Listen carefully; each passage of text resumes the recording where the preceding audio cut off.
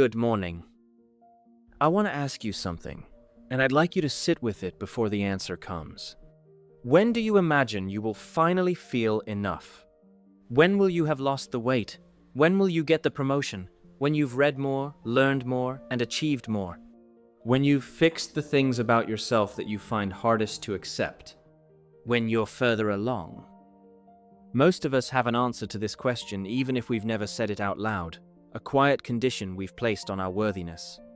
A threshold we tell ourselves we must cross before we're allowed to feel settled in who we are. Today, I want to challenge that condition because it may be one of the most quietly exhausting things we carry. There is a particular kind of tiredness that comes not from working too hard, but from never feeling that the work is enough. You improve, and instead of feeling satisfied, you raise the bar. You reach a goal, and before you've taken a breath, the next one is already waiting, already calling you inadequate. You make progress, real, measurable progress. Yet the voice inside says, yes, but not yet. Not quite. This is what I call the moving horizon, the threshold of enoughness that retreats every time you approach it. It is not a character flaw. In many ways, it is a feature of the ambitious, self-aware mind.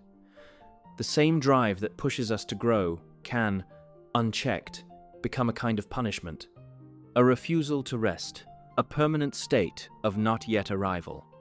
And the cost of living at the moving horizon is high. Not just in energy, though, it costs that, too, but in the presence, in joy, in the ability to look at your life as it actually is and find something there to be grateful for. Because when worthiness is always conditional, always just around the next corner, you cannot be fully present. You are always in some quiet part of yourself, somewhere else, striving, waiting, not yet home. Honesty. Ask yourself, what condition have I been imposing on my sense of enoughness? What am I waiting to achieve, fix, or become before I allow myself to feel worthy? I want to be clear about one thing, because this episode is not an argument against growth. Growth is beautiful. The desire to learn, to improve, to become more of who you are capable of being, that is one of the finest aspects of being human. I am not asking you to abandon it. What I am asking you to consider is this. Growth and worthiness are not the same thing. They are not even on the same spectrum. Worthiness is not something you earn. It is not a reward given to those who have improved enough, achieved enough, or fixed enough about themselves. It is not a destination. It is a starting point.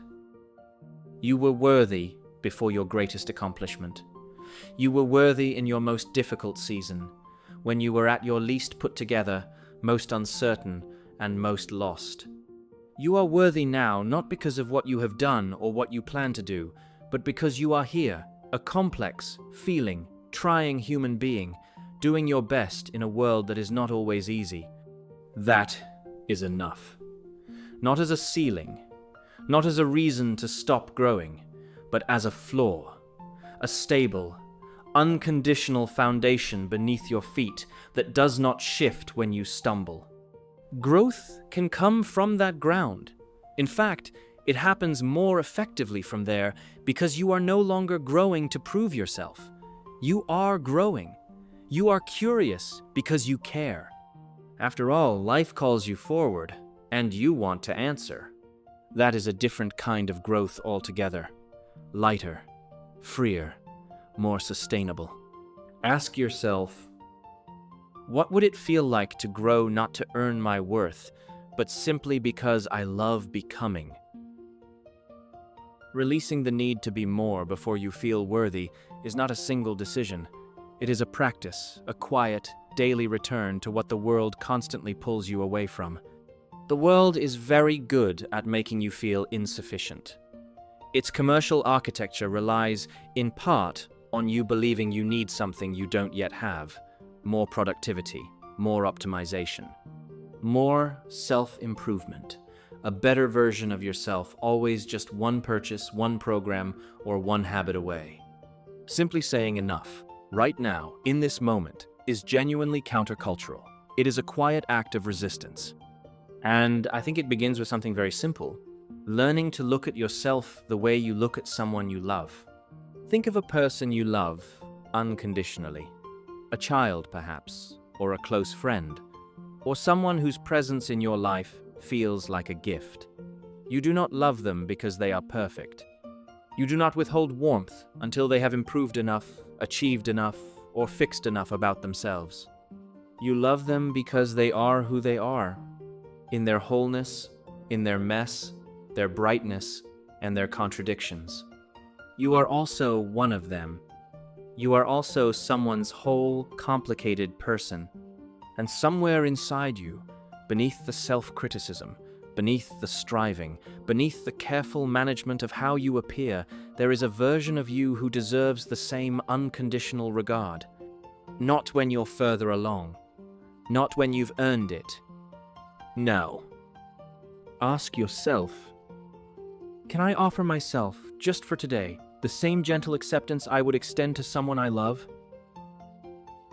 You are allowed to want more for yourself, to dream, to strive, to reach. And you are also allowed right now, today, as you are to be enough. These two things are not in conflict. The person who knows their worth does not stop growing. They grow differently from a place of fullness rather than lack, from love rather than fear, and from a deep, quiet yes to life rather than a desperate attempt to finally deserve it.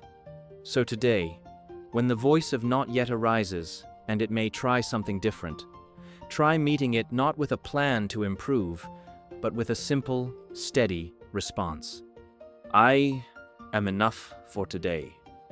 I am learning. I am here. And this is exactly where I need to be. Tell yourself, my worth is not a reward I am working toward. It is the ground I already stand on. I am enough, and I am still becoming. Today, notice once, just once, when you place a condition on your sense of enoughness, when you catch yourself thinking, I'll feel okay about myself when. Pause there.